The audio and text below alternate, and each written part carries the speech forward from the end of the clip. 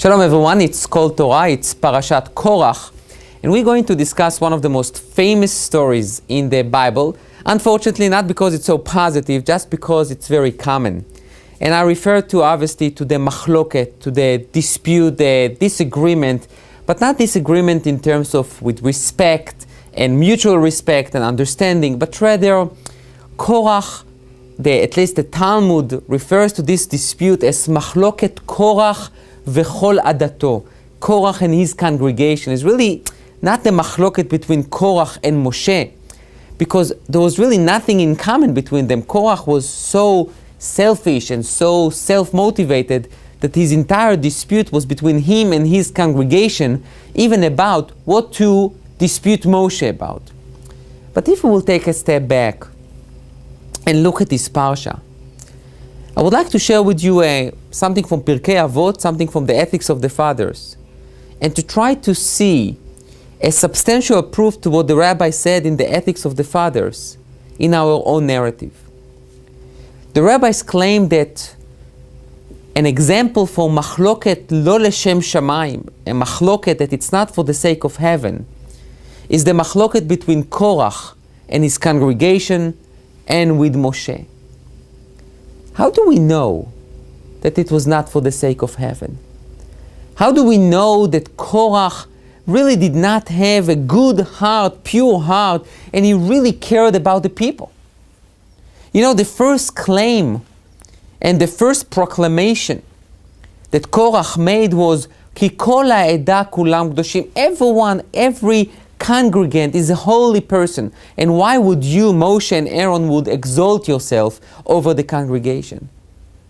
So why do we view it as something that it's not pure, that it's not good, that it's not positive? Why is that not for the sake of heaven? I would like to suggest the following. When you look at what the discussion between Moshe and Korach and the response that Korach gives to Moshe, and then you also look into what Datan and Aviram, the other two leaders, respond to Moshe, it's become very clear. A dispute that it is for the sake of heaven means that the major topic and the major subject is not me, is not you, is a greater goal.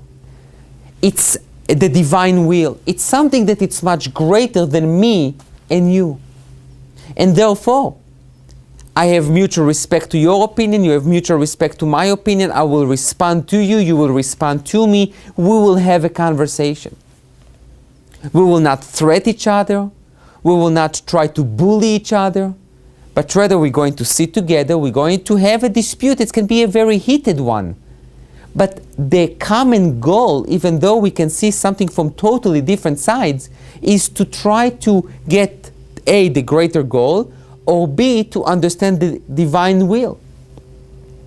With Korach, it was totally different. If you take Datan and Aviram, Moshe tried to appease them, to talk to them, and they said, we don't want to talk to you. When you hear this response, I don't want to talk to you, I want to ignore you, I don't want to see you, that means what? I don't want to hear you.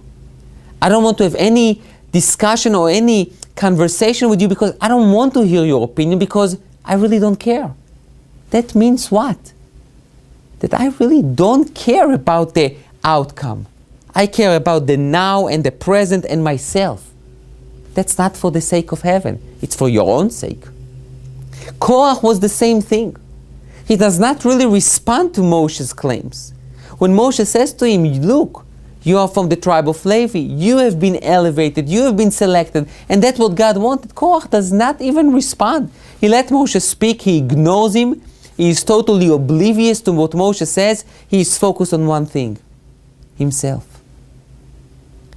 And this is how our sages, the way our sages with their wisdom, really identified that Korach and Datan and Aviram and all his gang were only about one thing, themselves.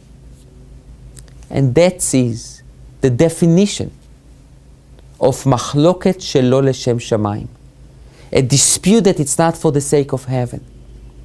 When you see an argument and you see that people are trying to understand each other, are trying to find together even though it can be from two totally different perspectives, but they are trying to understand something together, then you know it's for the sake of heaven. But if not, we need to really distance ourselves from machlokot like that, as it will bring no good to anyone. Machloket l'shem shamayim, a good dispute, is when you take your own egos, your own agendas out and really look for the greater good of your community, your nation, and your people. Thank you.